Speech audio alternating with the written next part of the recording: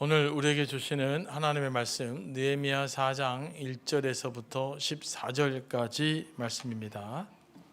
한 절씩 교독하시겠습니다. 산발랏이 우리가 성을 건축한 다음을 듣고 크게 분노하여 유다 사람들을 비웃으며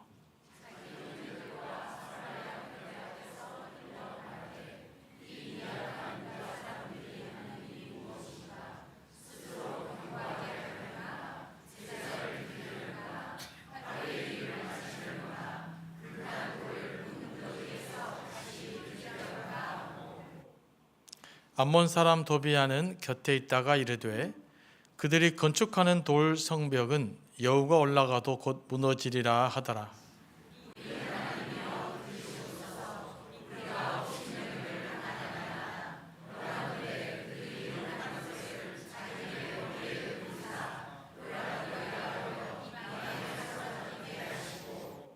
주 앞에서 그들의 악을 덮어두지 마시며 그들의 죄를 도말하지 마옵소서.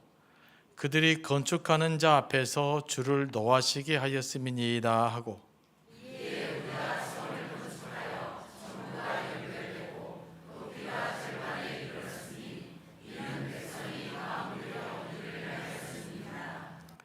산발랏과 도비야와 아라비아 사람들과 암몬 사람들과 아스돗 사람들이 예루살렘 성이 중수되어 그 허물어진 틈이 메꾸어져 간다음을 듣고 심히 분노하여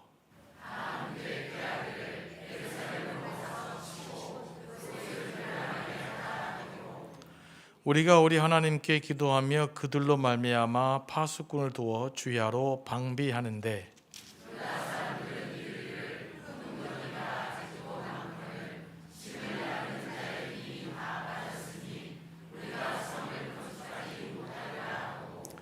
우리의 원수들은 이르기를 그들이 알지 못하고 보지 못하는 사이에 우리가 그들 가운데 달려 들어가서 살육하여 역사를 그치게 하리라 하고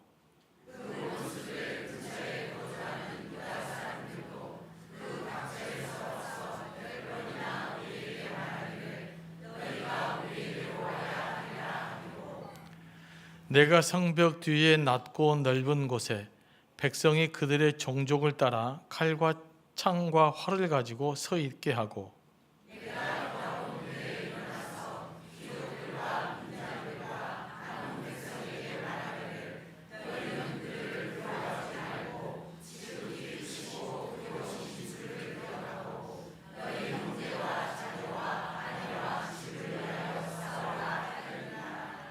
아멘. 말씀을 위해서 기도합니다. 성령 하나님, 이 시간도 우리를 감동하여 주시고 우리에게 필요한 말씀으로 채워 주시옵소서. 예수님의 이름으로 기도합니다. 아멘. 우리가 하나님 일도 하고 또 선한 일을 하다 보면 낙심하는 경우가 있습니다. 우리는 내가 선한 의도를 갖고 선한 일을 하면 그것이 잘 되리라고 생각을 합니다. 내가 선했으니까요. 선한 뜻을 가졌으니까요. 이건 잘 되어야 된다고 생각하죠. 하지만 실제로는 이와 다른 거죠. 선한 일을 하려고 하는데 더 많은 반대자가 생기고 더 잘 살아보려고 할 때는 더 많은 장애물들이 생기기도 합니다. 또 이건 하나님 뜻인 것 같고 분명한데, 선한 뜻이 분명한데 일들이 뭔가 장애물들이 생기고 또 방해하는 사람들이 생기고 그러면 이 하나님 뜻인가 의심스러울 때가 있고 또 그러다 보면 또 낭망하게 됩니다. 그런데 이런 일들이 늘 신앙생활을 하면서 생기는 그 반복적인 어떤 딜레마라 그럴까요? 그럽니다. 하나님은 선하라고 말씀하시고 선한 일을 하면 지켜주겠다고 말씀하시는데 실제로 선한 일을 하다 보면 수많은 방해와 수많은 반대자들을 만나게 되기 때문에 그렇습니다. 이때 우리가 알아야 될 것이 뭐냐면 우리가 그 선한 일을 할수록 사탄의 방해도 심하다, 이런 걸 알아야 됩니다. 이 사실을 명확하게 알아야 악한 세력에 흔들리지 않을 수가 있고 또 악한 세력과 맞서서 승리할 수 있기 때문에 그래요. 오늘 본문으로 돌아오면 이스라엘 백성이 성벽 공사의 한창일 때 무슨 일이 났습니까? 하나님 뜻대로 하나님 뜻이 분명하고 이 일들이 이루어져야만 되는 것이죠. 그런데 무슨 일이 벌어집니까? 반대자들이 일어났어요. 공사 시작할 때부터 반대자들이 있었습니다. 그 사람들이 계속해서 반대를 해요. 그 사람들이 이미 성경에 똑바로 기록되었습니다. 바로 호론 사람 산발랏과 암몬 사람 도비야, 이 사람이 주도적으로 성벽 건축을 방해했던 사람들입니다.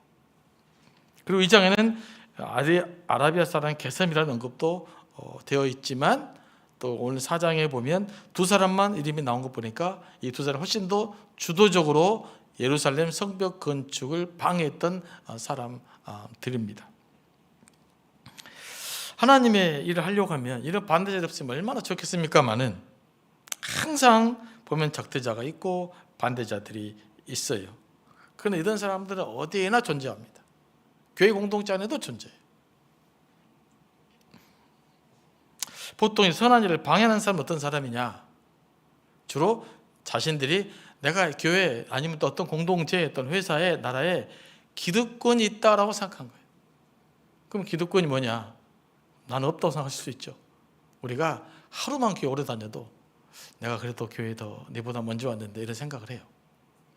여기서부터 기득권은 생겨나는 거예요.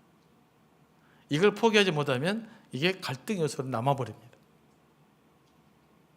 물론 뭐 다른 일도 마찬가지죠. 그래서 나는 조금 기득권을 갖고 있어. 근데 무엇이 이루어지면 이 기득권에 해가 될 것 같아. 나한테 선한 영향이 되지 않을 것 같아. 일이 내게 손해가 일어날 것 같아. 내 영향력이 사라질 것 같아요. 그러면 그 사람들이 바로 반대자로 돌변해 버립니다. 그러니까 반대자가 항상 처음부터 반대자가 아니라 나의 이익에 충돌될 때 그 사람은 언제 어디서든지 반대자가 될 수가 있는 거예요. 이게 이제 영적인 공동체도 일어나기 때문에 우리의 딜레마기도 합니다. 예루살렘 지역도 마찬가지였지 않습니까? 이스라엘이 바빌론에게 망했어요. 그리고 거기는 여러 민족들이 실은 예루살렘에 뒤섞여 살았습니다. 바벨론에서 이스라엘 엘리트를 다 포로로 잡아가 버렸잖아요. 그래서 예루살렘에 남아있는 백성도 있었으나 구심점이 사라져버렸어요. 그래서 이스라엘을 한 대로 모을 수 없었습니다. 그러므로 이 사마리아 지역은 이미 이방화되어 있었고 예루살렘 지역도 상당히 많은 부분이 그냥 이스라엘 사람들 또 이방인들 함께 뒤섞여 살았어요. 그렇게 70년을 살게 된 겁니다. 근데 어느 날 갑자기 느헤미야가 와가지고 공사를 하면서 성벽을 재건해갖고 성을 만들겠다, 짓겠다라고 하니 뭡니까? 그동안에 예루살렘 지역에 편안하게 자신들의 기득권을 누렸던 사람들, 그 핵심 인물이 바로 산발랏과 도비야인데, 이 사람에는 하나님의 뜻이 예루살렘의 성전에서 유대인들 다시 모으는 것이 자기들에게는 불편한 일이 되어버린 거예요. 그래서 이 사람들이 본격적으로 반대하는 사람이 됩니다. 사실 일반 서민들은 그냥 세상 흘러가는 대로 살아가잖아요. 또 저도 그렇고 여러분도 그러지 않습니까? 여러분들이 뭐 때로는 선거도 하고 어떤 사람이 대통령이 됐으면 좋겠다, 아닙니다, 뭐 어떤 당이 됐으면 좋겠다 해도 실제로 우리의 삶에 크게 영향을 미치지 않거든요. 생각보다 그냥 이러면 이런 대로 살아가고 또 저 사람이 되면 또 그렇게 살아가게 돼 있어요. 그래서 서민들은 뭐 저도 서민이기 때문에 그냥 그렇게 살아갑니다. 이게 일반적인 사람들이에요. 그래서 물론 지도자가 중요한 것이죠. 그런데 이제 오늘 본문에 나오는 그 산발랏이라는 사람이 나와요. 산발랏은 유대인이에요. 유대인인데 아마 이전부터 토착 유대인이었든지 아니면 이전에 미리 도착해갖고 뭐 돌아왔던 유대인이든지 정확히 잘 모르지만 이 사람이 사마리아 지역 전체를 다스리고 있었던 것 같아요. 그러니까 유대인인데 유대인이 예루살렘 성전을 건축하겠다는데 반대를 해요. 심각하게 반대를 했습니까? 핵심의 인물이고. 그 다음에 이제 또 도비야는 뭐 여기는 종이라고 하는데 실제 종은 아니고요. 아마 이제 그 산발랏 신하 정도 됐을 거고요. 그 이방 출신 관료예요. 산발랏이 가장 총독겸이고 밑에 있는 사람일 거예요. 이들은 예루살렘 성이 재건들을 원치 않았어요.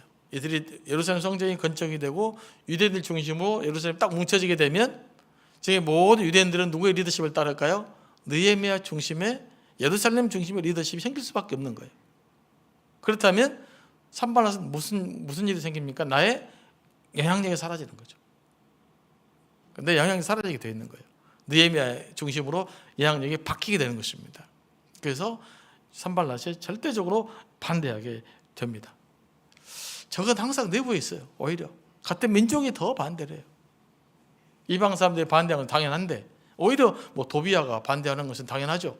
어차피 우리들이 살고 있는데 유대인들이 와갖고 우리를 쫓아내겠다. 그럴 수 있지만 산발랏이라는 인물은 유대인인데 이렇게 한 겁니다. 뭐 때문에 그래요? 예루살렘 재건이 자신의 이익과 반대되고 하나님의 뜻 때문에 내 영향력이 사라지기 때문에 그래요. 그래서 이들이 문제를 일으키기 시작합니다. 아주 그냥 예루살렘 성 건축을 노골적으로 이제 방해를 하기 시작합니다. 그런데 이런 분들의 특히 문제가 뭐냐? 가만히 있지 않고 노골적으로 방해를 해요. 그냥 나는 싫다. 뭐 그러고 있으면 괜찮아요. 그죠? 싫을 수 있잖아요. 그런데 싫다가 아니라 저걸 못하게 만드는 거예요. 아예 성전 짓는 것을 못하게 되겠다. 이렇게 작전을 합니다. 자, 산발랏은 예루살렘이 잘 중수되고 있다는 소식을 듣고 어떻게 반응합니까? 크게 분노했어요. 왜 분노했을까요? 이 일들이 점점점 확정되어져 갈수록 내게 때문에 분노합니다. 여러 가지 분노가 되는데 사람이 언제 가장 크게 화가 나느냐? 내가 손해보면 가장 화가 나요.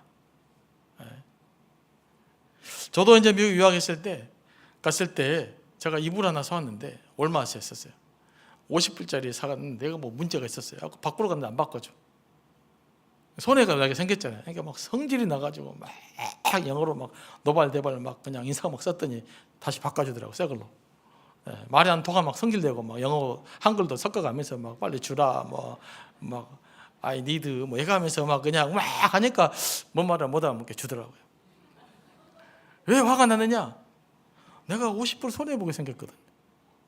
화가 안 나는데 50불 손해보려고 그래도 화가 그토록 나더라고요. 그런데 이런 사람들 얼마나 화가 나겠어요. 우리가 언제 화가 난다고요? 내가 손해보고 화가 나게 되어 있어요. 웬만하면. 그러니까 이제 산발랏도 마찬가지죠. 이거 손해가 나게 생긴 거예요. 자기 영향이 사라지게 생긴 거예요. 그래서 크게 분노하고 그 다음에 뭡니까? 유대인들을 비웃었어요. 유대인들에게 부정적인 생각, 두려움을 심어주기 위해서 비웃은 겁니다. 여기서 이때 비웃음은 위협인 것이죠. 그런데 산발랏이 혼자 막 외치지 않아요. 오늘 말씀 보니까 사마리아 군대를 대동하고 온 거예요. 그리고 자기 형제들을 다 대동하고 나서 군인들 앞에서 유대인들을 보는 크게 위협을 한 것이죠. 그러니까 비웃음은 완전히 위협한 거예요. 사실 유대인들이 솔직히 위협이 될 거예요. 군대가 있었으니까. 사실 이제 뭐든지 두려움에 빠지면요 자신감을 상실하게 되고 위축하게 돼 있거든요. 그래서 전쟁에서 가장 큰 일은 뭡니까? 상대방에게 두려움을 심어주는 일이에요. 그러면 상대방을 이기게 돼 있어요. 두려움에 사로잡힌 사람은 절대 싸움을 이길 수가 없어요. 왜 막 등치 이상한 사람들 막 깍두기처럼 하고 막 살찌고 막 문신하고 그런지 아십니까? 나 보고 니 무서워해라 이런 뜻이에요. 그런 분들은 무서워해주면 돼요. 그럼 좋다고 됩니다. 근데 이제 그런 위협을 강한 거죠. 그러면 이제 만약에 두려움에 사로잡히잖아요. 그럼 이에 대해 손도 안 잡히고 공동체가 실은 분열이 돼요. 언제 공동체가 분열이 되는가?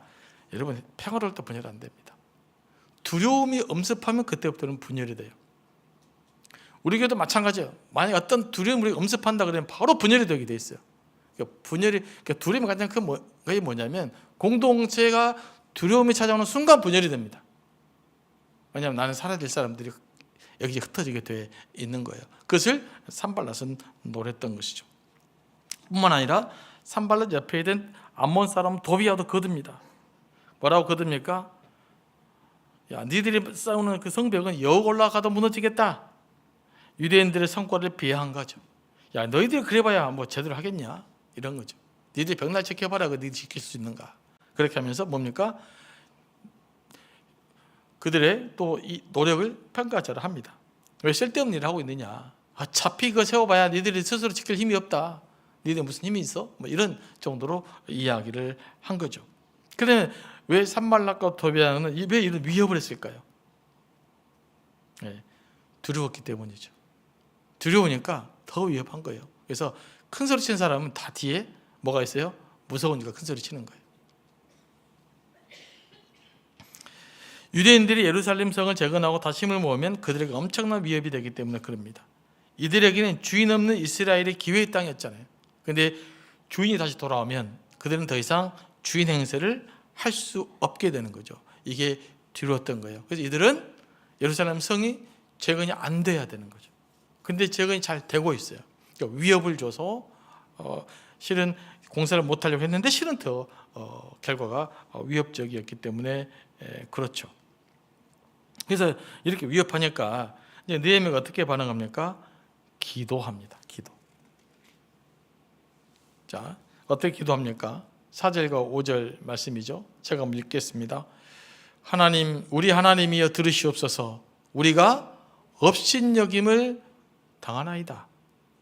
원하건대 그들이 욕하는 것을 자기들의 머리에 돌리사 노략거리가 되어 이방에 사로잡히게 하시고 주 앞에서 그들의 악을 덮어두지 마시며 그들의 죄를 도말하지 마옵소서. 그들이 건축하는 자 앞에서 주를 노하시게 하였음이니이다 하고 이렇게 기도합니다. 지금 느헤미야는 적대자에게 느낀 위협을 그대로 기도합니다. 그죠? 이런 위협을 느낀 거예요. 위협을 느끼니까 그 느낀 기억을 그대로 한 겁니다.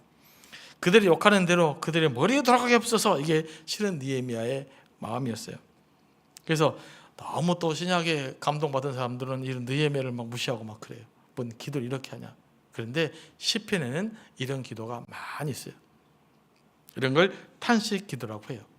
상대방에 당한 고통 그대로를 하나님 앞에서 토로하는 것입니다. 그런데 우리가 기도할 때 제가 늘 이야기합니다만은 하나님께 나아갈 때 첫 번째 우리가 가져야 될 자세가 뭐냐? 바로 솔직함이에요. 지금 내가 감정이 상했어요. 그럼 상한 감정 그대로 하나님께 나가야 되죠. 마음에 미운 사람이 있어요. 그럼 어떻게 기도해야 될까요? 주여 저를 용서해 주십시오. 너무 피상적이에요. 우리는 그렇게 기도 많이 하지 않습니까?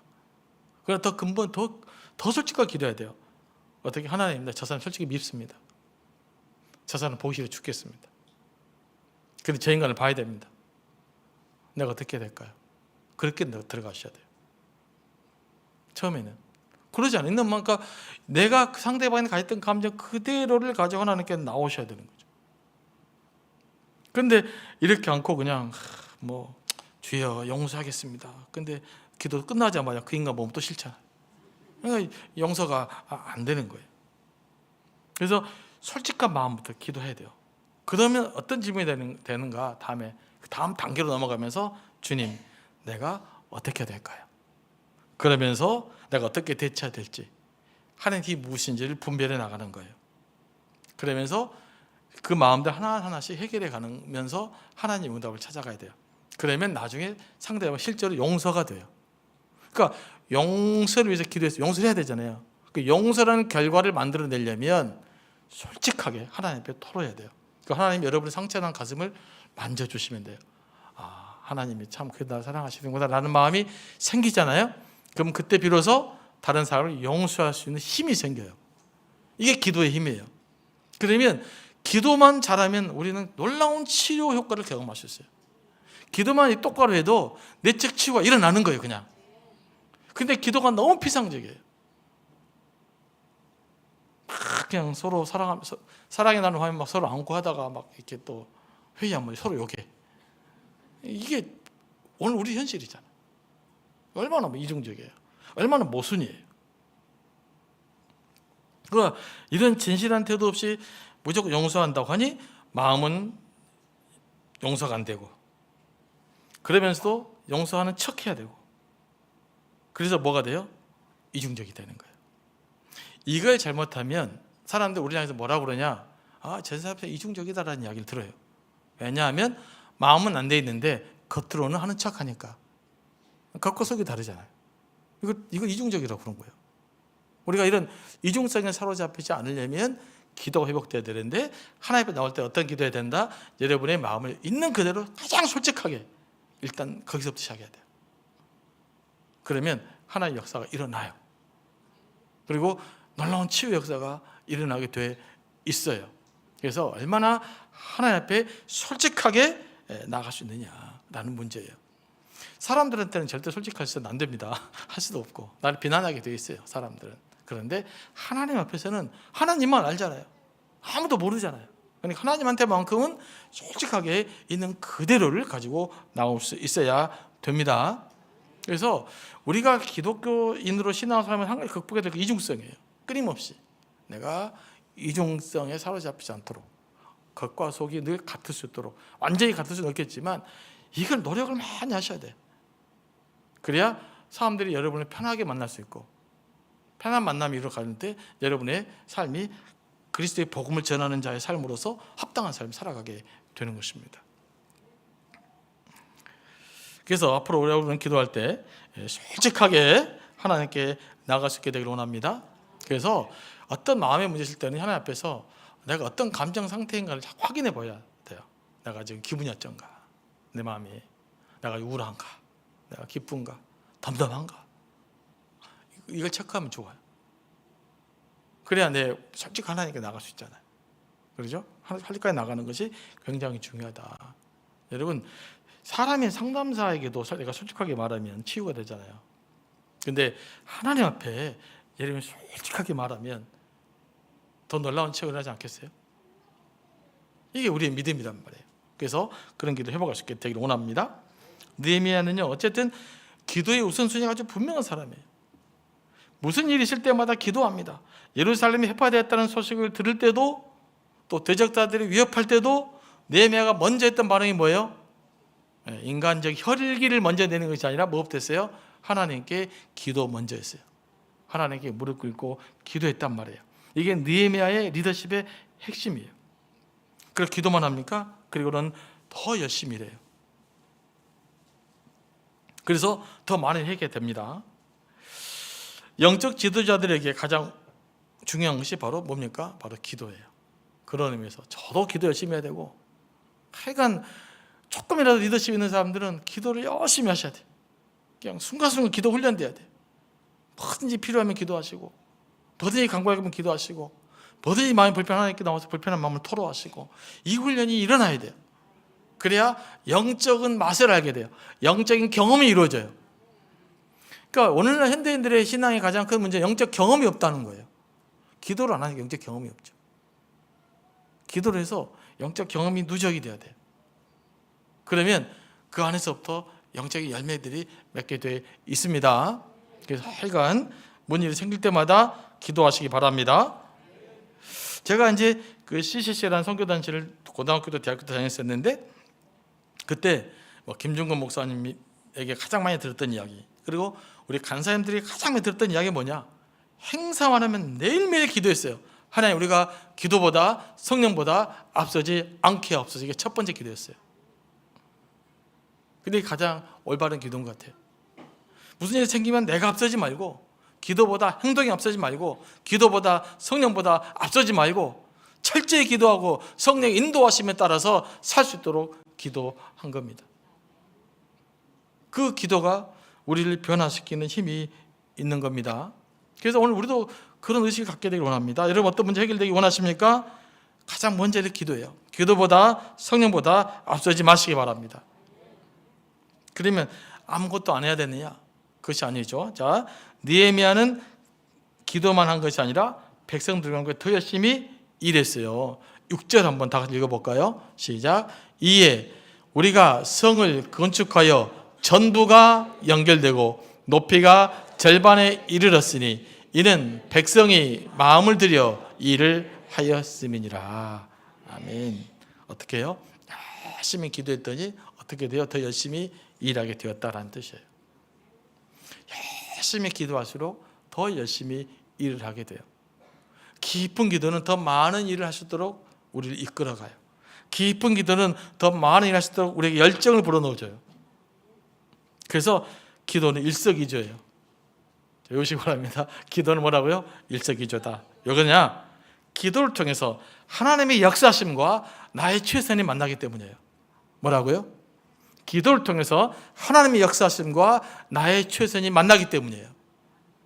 그러므로 정말로 살아있어 기도하는 사람들은 열심히 일할 수밖에 없어요. 그래서 기도가 중요한 거예요. 기도가 깊어지면 깊어질수록 내 삶을 이렇게 살아갈 수 없기 때문에, 기도가 깊어지면 깊어질수록 하나님을 위해서 뭔가를 해야만 하는 열정들이 솟아나기 때문에 기도는 놀라운 힘이 있는 거예요. 그래서 하나님은 기도는 뭡니까? 하나님의 최선과 하나님의 역사심과 나의 최선이 만나는 장소예요. 그래서 기도해야 돼요. 기도하면 역사가 일어나게 돼 있어요. 여러분, 종교개혁도 마찬가지입니다. 종교개혁을 일으킨 핵심적인 인물이 누굽니까? 루터잖아요. 마틴 루터가 매일매일 했던 것이 뭐죠? 3시간씩 기도하는 거예요. 루터는 기도의 사람이었어요. 열심히 기도하고 싶었어요. 기도를 잘하고 싶은 사람이었어요. 하나님에 대한 순수한 믿음을 갖고 싶은 사람이었어요. 그런데 그 믿음이 안 생기니까 온갖 몸부림치다가 진리를 깨달은 거예요. 그걸 어떻게 됩니까? 진리를 깨닫게 되니까 루터가 행동하게 돼요.